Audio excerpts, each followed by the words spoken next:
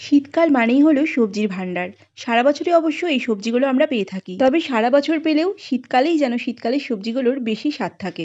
আর সবজি রান্না করতে হলেই যে অতিরিক্ত তেল মশলার ব্যবহার করতে হবে এরকম কিন্তু কোনো কথা নেই। একদম নামমাত্র তেল আর কোনো রকম মশলা ছাড়া আজকে সবজিটা রান্না করব। প্রথমেই কড়াইয়ে দিয়ে দিলাম পরিমাণ মতো সর্ষের তেল।